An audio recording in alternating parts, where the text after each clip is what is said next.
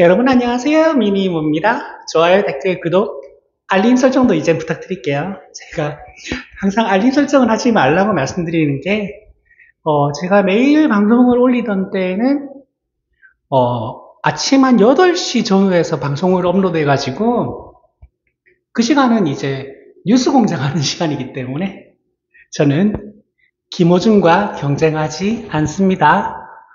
근데 이제는 좀 불규칙적으로 한동안 올릴 예정이어가지고 알림 설정도 해주시면 감사하겠습니다.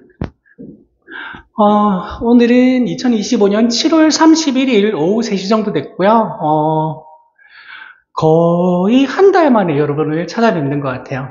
지금 오늘도 방송을 못할 뻔했는데 어떻게 이 깜찍한 마이크도 하나 구입했고, 서면에 있는 여기는 심블 스터디 카페라는 곳을 제가 대여를 했어요. 그래서 이제 오늘 세 꼭지를 올릴 예정인데 3개를 다 붙여버리면 너무 길 것 같아가지고 하나하나 잘라서 올릴 예정이에요. 그래서 오늘 이제 첫 번째로 이제 전해드릴 소식은, 죄송합니다. 허리가 뒤로 좀 기댈게요. 미국 관세 협상에 대해서 제가 말씀을 좀 드리려고 해요.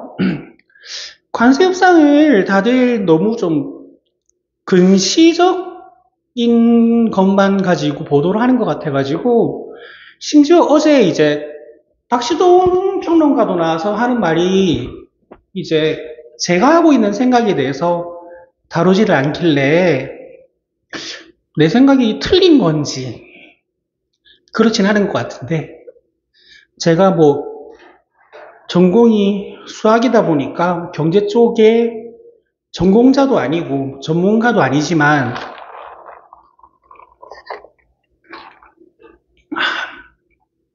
청포도에이드 맛있네요.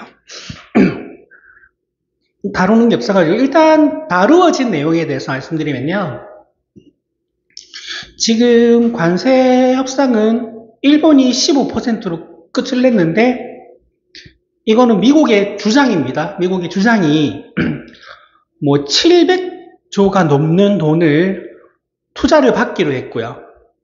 그 투자를 받은 걸로 수익이 나면 수익의 10%를 일본이 가지고 가고 90%를 미국이 가지고 가는 걸로 결론이 났다고 합니다. 이건 미국의 주장입니다. 실제로 그렇게 됐는지 안 됐는지는 알 길이 없어요. 그리고 알래스카 가스 개발하는 것도 일본이 하기로 했다고 주장합니다. 맞는지 아닌지 모르겠습니다. 그래서 15%의 상호 관세를 매기겠다는 건데, 그래서 지금 한국도 이제 계속 언론 보도가 되는 게, 이놈의 언론은 일본 언론인지 미국 언론인지 한국 언론인지 이거 15% 이 비율만 가지고 자꾸 보도를 하고 우리도 빨리 그렇게 마무리를 지어야 된다라고 하는데, 이 관세 협상에는, 죄송합니다. 관세 협상에는 일단 박시동 평론가라든지 갑자기 이름이 생각이 안 나네? 이광수 평론가라든지 이런 분들이 하고 있는 말은 일단 이겁니다. 우리는 조선업이라는 강한 무기가 있다. 자, 미국은 헌법인가? 여튼 미국 법상 미국의 군대에서 쓰는 배, 군함, 전함, 항공모함 등 이런 배들은 미국 영토 내에서 만들어야 됩니다. 그러니까 외주를 줄 수가 없어요. 법이 그래요. 근데 미국은 지금 조선업이 땅바닥에 떨어졌기 때문에 건조를 할 능력이 없습니다. 그 건조를 할 능력도 없고 고장이 나면 수리를 할 능력도 없습니다. 근데 대한민국은 그 능력이 있어요. 그래서 이 능력을 무기로 관세 협상을 하면 됩니다. 이거는 미국이 뺏어가는 게 아니고 우리가 가지고 있는 무기입니다. 그래서 이걸 이용해서 충분히 협상을 잘해 나갈 수도 있고요.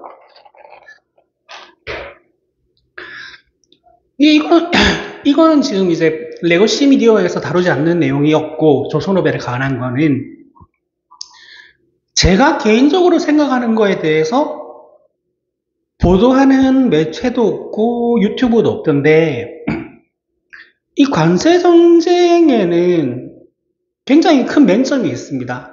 처음에 트럼프가 생각했던 그 비율대로 관세를 다 책정을 해버리면 미국은 망할 수도 있습니다. 이게 무슨 말이냐면, 미국은 무역 적자가 나야 되는 나라입니다.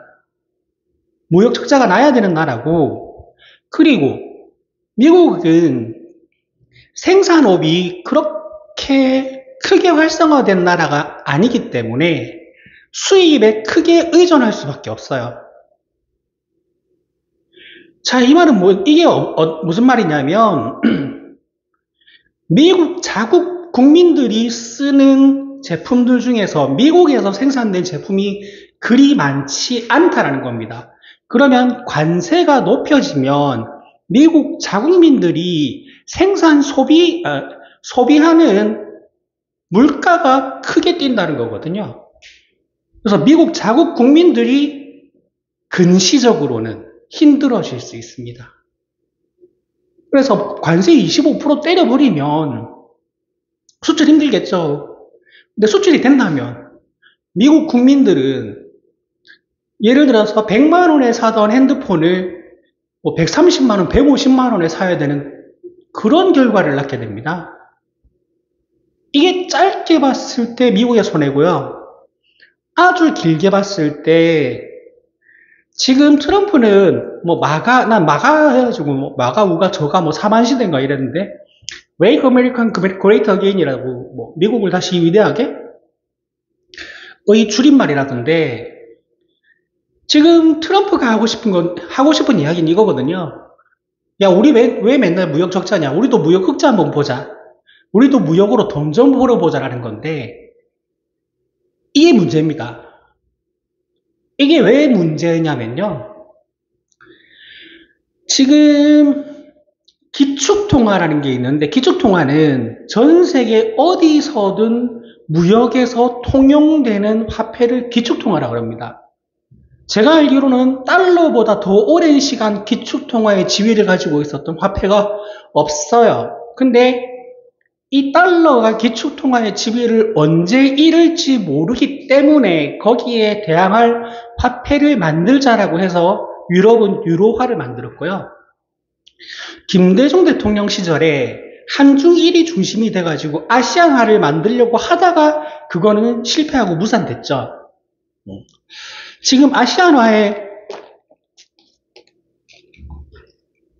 필요성이 다시 되돌리는 게, 자, 미국이 왜 소위 중심의 무역 적자를 봐야 되는 나라냐? 달러가 기축통화의 지위를 가지려면요, 전 세계의 달러가 많이 풀려야 됩니다. 전 세계의 달러가 많이 풀리려면요, 미국이 무역 적자를 보면 됩니다. 그러면 달러로 미국이 계속 수입을 하면 그 달러가 전 세계에 계속 뿌려지겠죠. 그러면 전 세계에서 모든 화폐 중에서 가장 흔한 화폐가 달러가 돼가지고 기축통화의 지위를 가지고 있는 겁니다. 근데 트럼프 말대로 미국이 무역 흑자를 보게 되면 그 달러들이 자꾸 미국으로 회수가 되는 겁니다. 즉, 전 세계에 퍼져 있는 달러들이 다시 미국 안으로 흘러 들어가는 거예요. 그러면 전 세계에 뿌려진 달러의 양이 점점 줄어들면 미국의 달러라는 화폐는 기축통화로의 지위를 잃어버릴 수도 있습니다. 그러면 그 기축통화는 아마도 유로화가 될 가능성이 매우 큽니다. 그리고 미국이 달러라는 화폐가 기축통화의 지위를 잃어버린다면 여러분 미국 망할 수도 있어요. 그러니까 이 관세 협상이라는 것 자체가 굉장히 멍청한 짓인 겁니다. 관세를 높이면 높일수록 미국은 빨리 망하게 되는 거거든요. 자, 근데 미국은 왜 저러고 있느냐? 여러분, 미국은요, 일단 교육 수준이 낮아요. 그리고 미국은요, 민주주의의 수준도 낮습니다. 저 나라는요, 대통령이 직선제가 아니에요.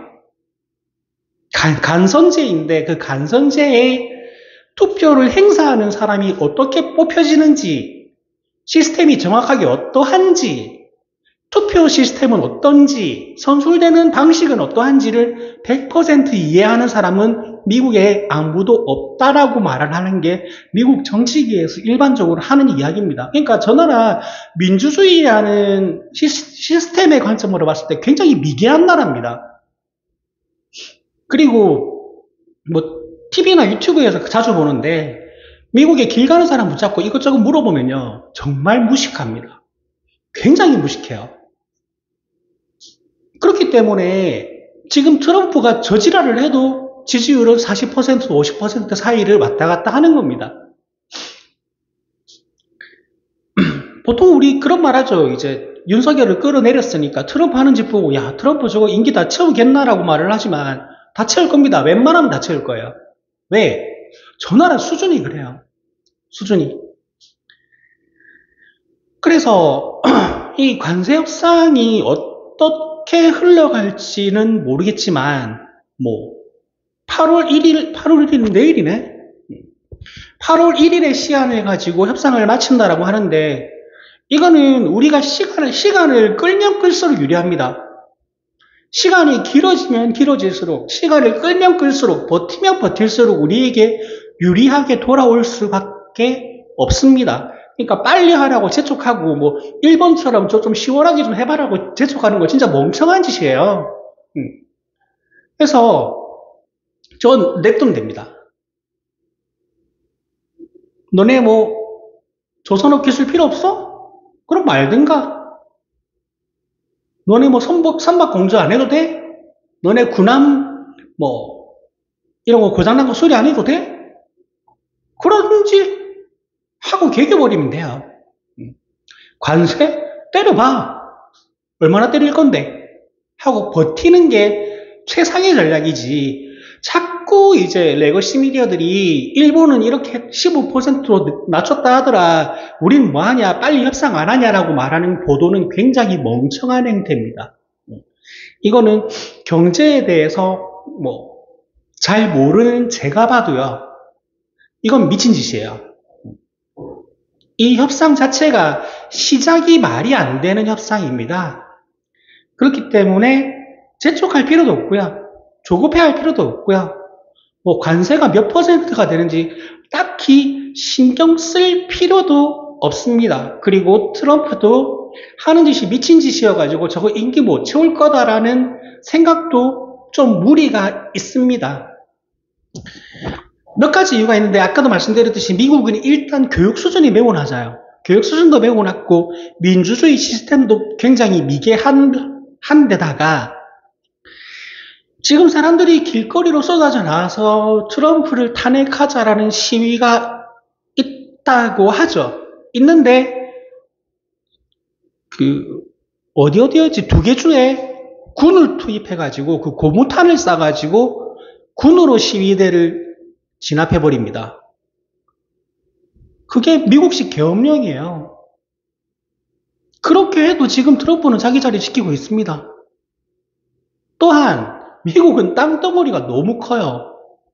우리나라처럼 주말만 되면 광화문에 전국적으로 다 모여가지고 몇십만 명, 100만 명, 200만 명 시위를 할 수 있는 그런 환경이 안 돼요. 주별로 모일 수밖에 없습니다. 죄송합니다. 그런데다가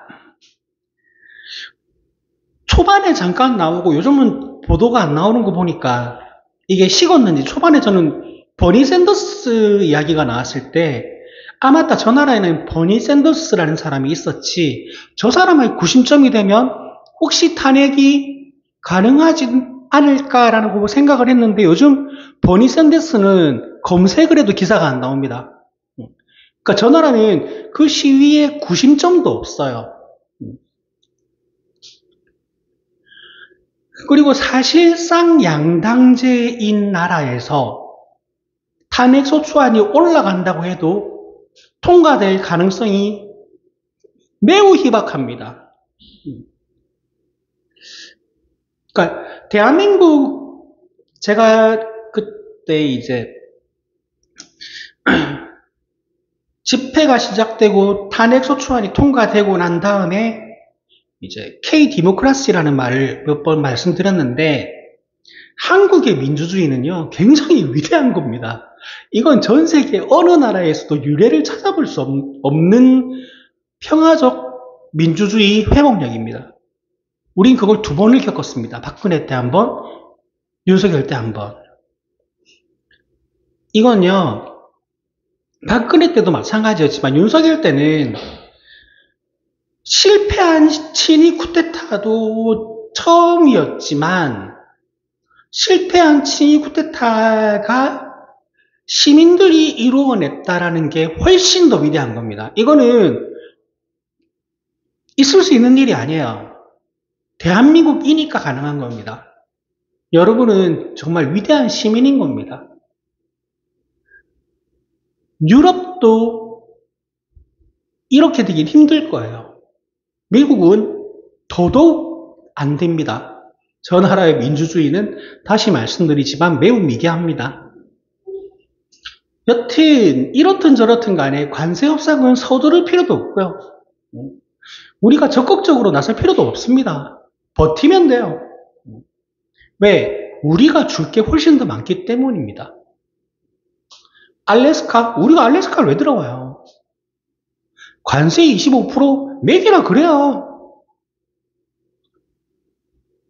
이거는요, 한국과 미국은 FTA, 뭐더라. 여튼간에 자유무역협정이 됐기 때문에 원래 관세가 0%이고 그걸 사인한 사람이 트럼프입니다. 그 약속을 깨겠다는 거예요. 국가 간의 약속을 지가 해놓고 그 지가 한 약속을 지가 깨겠다고 지금 설치고 있는 겁니다. 우리에게는 일단 그 무기가 있어요. FTA 네가 사인해놓고 지금 뭔 지랄이냐. 그리고 조선업 필요 없어? 뭐 한국 자동차 필요 없어? 한국 핸드폰 필요 없어? 쓰지 말든가 그러면 뭐 관세 50% 매겨봐. 너네 국민들이 가만히 있는가 하고 버텨버리면 돼요. 이게 최상의 전략입니다.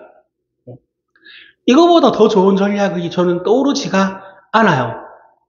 그래서 야 일본은 벌써 협상 끝냈는데 우린 뭐하냐, 이재명 뭐하냐라고 하는데 잘하고 있는 겁니다. 버티면 돼요. 여튼 그렇기 때문에 미국 관세 협상에 대해서 여러분 너무 초조하게 조급하게 생각하실 필요도 없고요. 그게 미국이 뭔가 지하를 떨어가지고 전 세계를 위협한다라고 생각하실 필요도 없습니다. 오히려 그 반대입니다. 말씀드렸듯이 저 관세 협상이 트럼프가 처음 제시한 대로 끝이 나게 되면 미국은 망해요. 달러라는 화폐가 종이 쪼가리가 될 수가 있습니다. 만약에 미국이 저렇게 끝까지 고집을 피워가지고 달러가 기축통화의 지위를 잃을 것 같다라는 기미가 조금이라도 포착되면요, 전 세계는 미국 채권을 다 팔아버릴 겁니다. 진짜 한마디로 달러가 하룻밤에 종이 쪼가리가 될 수 있어요. 그러니까 이래저래 관세 협상은 낮추면 낮출수록 미국한테 좋은 거고요. 높이면 높일수록 미국 망하는 겁니다.